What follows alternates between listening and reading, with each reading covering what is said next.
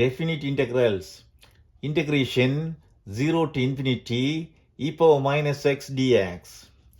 அது equal to e power minus x by minus 1 0 to infinity என வரும் limit.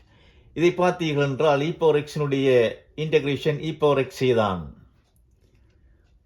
e power minus x உடைய integration ஒரு minus 1 ஆல் டிவைட் பண்ணி இருக்கின்றோம். அது ஈக்குவல் டு மைனஸை வெளியெடுத்தா 1 by e power x லிமிட் 0 to infinity. இப்பொழுது இன்ஃபினிட்டி என்ற அப்பர் லிமிட்டை சப்ஸ்டியூட் பண்ணால் 1 by e power infinity எனவும் லோவர் லிமிட் 0வை சப்ஸ்டியூட் பண்ணால் மைனஸ் 1 by e power 0 எனவும் வரும். எப்பொழுது e power infinity பெறுமதி இன்ஃபினிட்டியே தான். ஆகவே 1 by infinity 0. e power 0வின் பெறுமதி 1. ஆகவே 1 by 1 1 by 1 1. இப்பொழுது எங்களுக்கு விடை 1 ஆக கிடைக்கும். இரண்டாவது எக்ஸாம்பிளை பார்ப்போம். Integration 1 to e log x dx. log x னுடைய differentiation integration equal to x log x minus x என வரும்.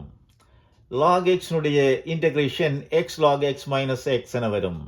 ஆகவே x log x minus x 1 to e. இப்பொழுது அப்பர் லிமிட் e ஐ சப்ஸ்டியூட் பண்ண போகின்றோம். xக்கு பதிலாக e, log xக்கு பதிலாக log e, அடுத்த xக்கு பதிலாக e மீண்டும் மைனஸ் 1 ஐ சப்ஸ்டியூட் பண்ண போகின்றோம். லோவர் லிமிட்டை 1 xக்கு பதிலாக 1, log xக்கு பதிலாக log 1 மைனஸ் xக்கு பதிலாக 1. இப்பொழுது e ஐ அப்படி எழுதிக்கின்றோம். log e வந்து பெறுமதி 1 மைனஸ் e மைனஸ் 1 log 1 பெறுமதி 0 மைனஸ் 1 என வரும். இப்பொழுது e மைனஸ் c எனவும் 0 மைனஸ் 1 எனவும் வரும்.